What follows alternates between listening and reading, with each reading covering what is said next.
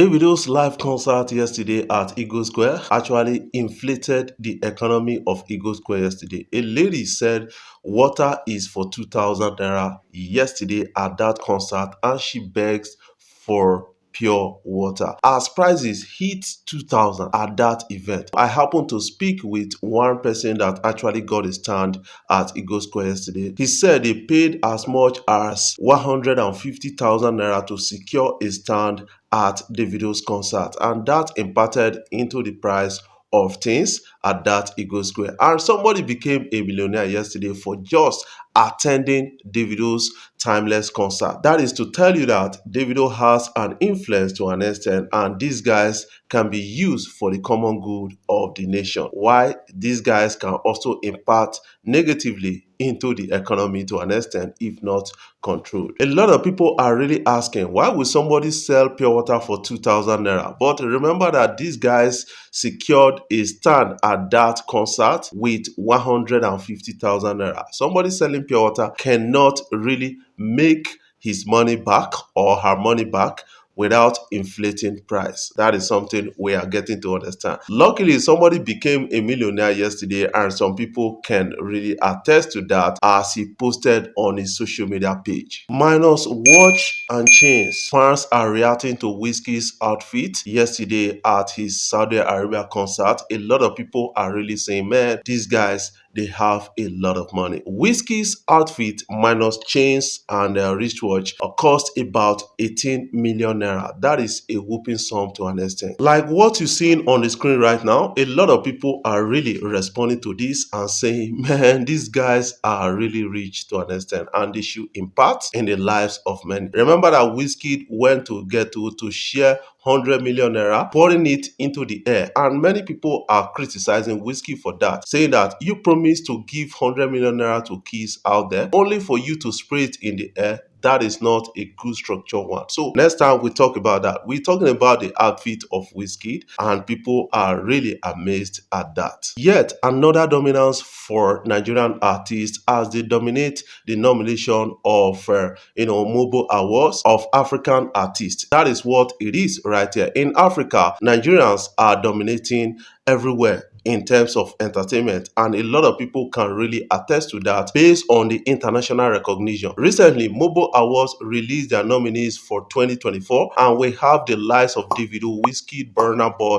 we have Irasta, Rema, Ashake dominating that list, and a lot of people are saying that is to show you the extent to which Afrobeat has developed in Nigeria. We have Tyler from South Africa, and we have a person of Libyanka from Cameroon. These are just, the few others that were able to make the list outside Nigerian dominance. But some people will still say it that yes, Nigerians are not good in terms of entertainment, but it can be seen based on the international recognition, shutting down arenas around the world. Burna Boy is doing it, Davido has done it, Wizkid is doing it, and a lot of people are really doing a lot of numbers across the globe. And we have to collaborate more with ourselves in Africa for us to build a great music industry in Africa. I'm not talking about regional music industry. Some people can lie. Somebody came out to say Wizkid was paid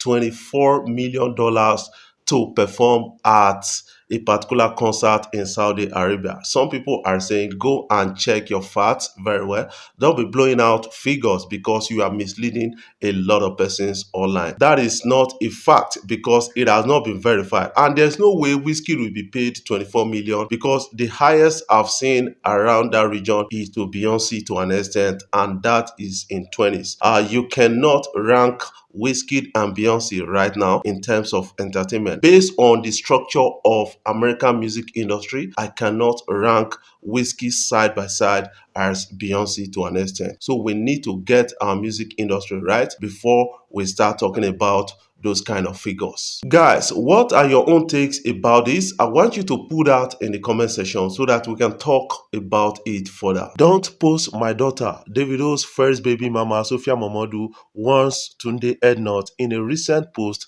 that he made on social media. And a lot of people are really supporting her on this, while some other persons are against her at a time like this. Tunde Ednut posted a video of Jamil, Tiwa Savage's son, and Imade actually arguing at the time, and that was all interesting and a mild and a good argument to an extent. And some people are saying that is a great relationship going on between Imade and Jamil. But Sophia Momodu took to social media when Tunde Ednut posted it on his Instagram page and said, "Stop posting my daughter." And a lot of people are really calling her out on this, saying that yes, you actually made that video and posted it on social media yourself, and somebody reposted it. You are now attacking the person to an extent. That is quite disturbing, and some people are saying she is being pained for a lot of things to an extent. I don't want to speak about that, but they can really work on it. South African music icon Zara dies at 35. That is something shocking to a lot of people. The South African music industry is really mourning right here. According to a report, they said she died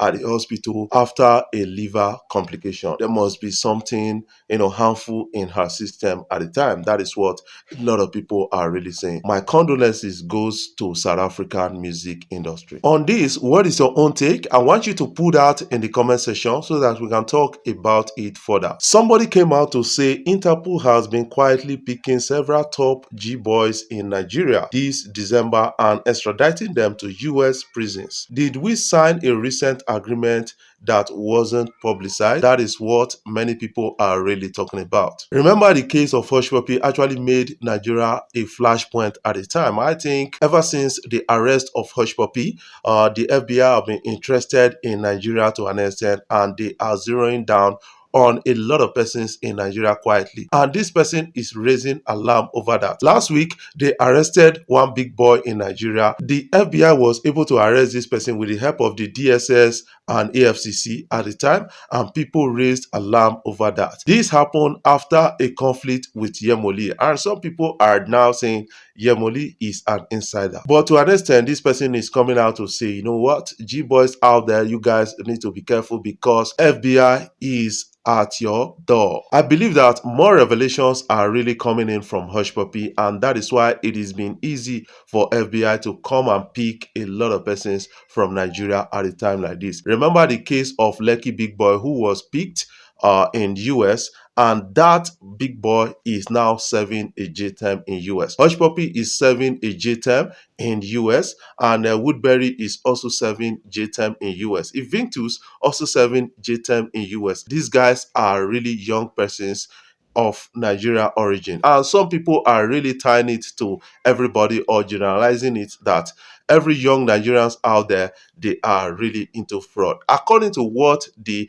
EFCC boss said, 7 out of 10 young Nigerians are into fraud. What kind of statistics must have informed that? That is what a lot of persons are really saying, and saying this is indicting enough and making the world see us differently at a time like this.